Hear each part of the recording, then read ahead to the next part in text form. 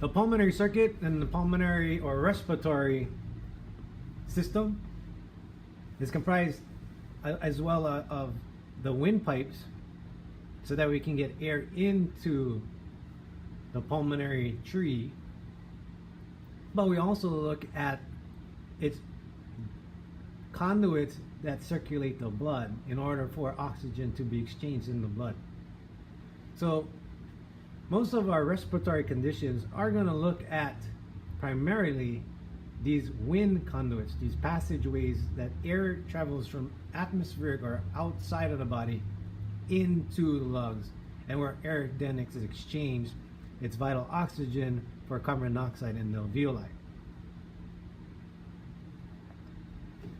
Now, breathing is triggered by certain chemoreceptors.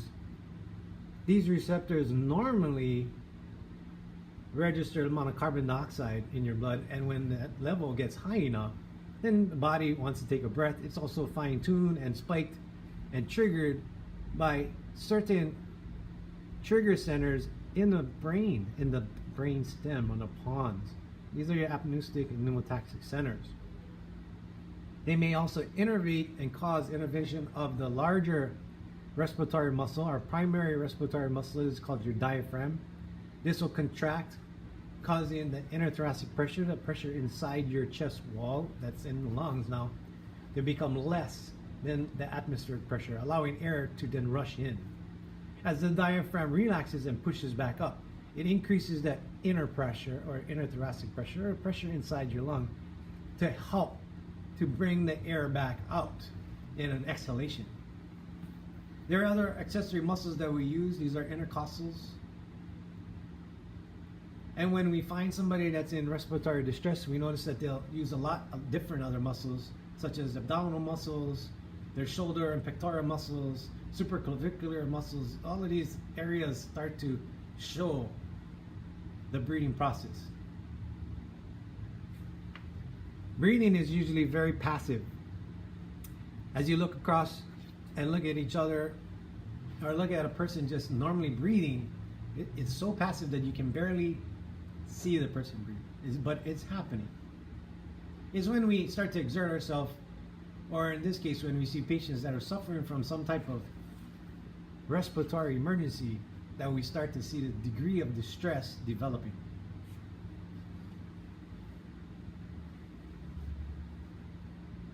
So now air goes in through our trachea down to the right and left mainstem bronchus. We know that the right mainstem bronchus is a lot straighter, so it allows objects and sometimes things that we end up inhaling or aspirating to travel down in that area, the right mainstem. We have 3 lobes on the right side: right upper, right middle, right lower. And on the left side, the left mainstem bronchus has a more acute angle. It is also there that it only has 2 lobes, left upper and left lower, and it leaves some room towards the middle or mediastinum for large blood vessels, esophagus, and mainly the cardiac muscle. Now, as we go through the respiratory emergencies, we're going to be looking at on an upward of about 12 to 15 respiratory emergencies that will need to be addressed, and then we need to understand to look out for the signs and symptoms, and then consider how we would treat this.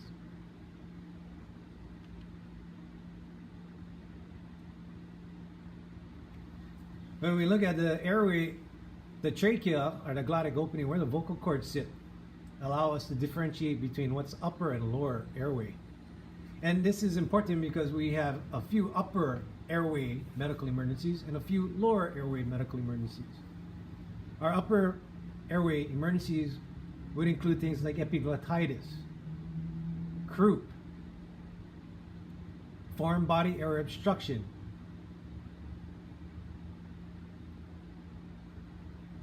our lower airways. Our lower airway medical emergencies would include things such as asthma, COPD, or chronic obstructive pulmonary disease, which then differentiates into 2 different classes. One is called emphysema, and one is called chronic bronchitis. We'll also review pneumonia, pulmonary edema, cystic fibrosis, hyperventilation, pulmonary embolism,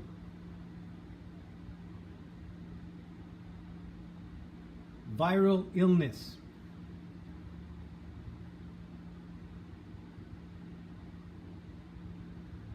keep in mind that most of these complaints are short of breath. Your patients will be describing some type of difficulty breathing, and because it's affecting the exchange of air and oxygen coming into the lungs, it's affecting the carbon dioxide from exiting the lungs or exiting the body. And therefore, we're looking at low saturations, and the patient can be profoundly hypoxic or without oxygen. And although they have similar complaints and similar symptoms, they also share some similar signs or things that we can see, assess, and or look for. Your patients will probably be tachypnic. They may or may not use accessory muscles. This is to be seen in the supraclavicular retractions, shoulder shrugging, nasal flaring, pursed lip breathing, tracheal tugging, abdominal breathing, tripoding. And then most important, they do not want to lay flat or supine. This is a condition called orthopnea. Again, part of their common symptoms may be dyspnea or difficulty breathing, shortness of breath. And they may also relate that when they walk, it's very difficult for them to catch their breath, described as dyspnea and exertion. Again, they might be orthopnic and do not want to lay flat and would like to sit in an erect or upright position. And those patients that are in more of a severe respiratory distress will be tripoding forward.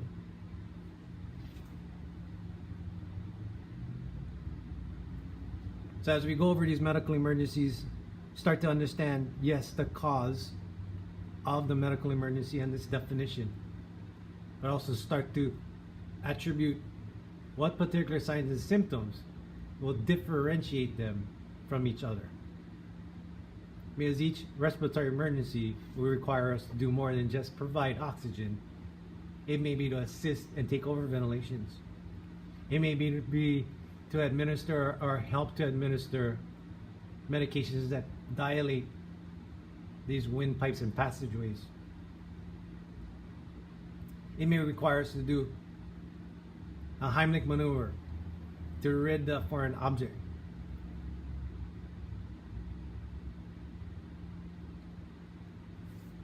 So just keep in mind, one last note is that a symptom of shortness of breath can be related to a lot of different medical emergencies, not just the respiratory system or respiratory medical emergencies. Someone that's having a heart problem and heart attack may also describe shortness of breath. A person that may have a seizure may present with agonal or irregular respirations and periods of apnea and appear to be short of breath.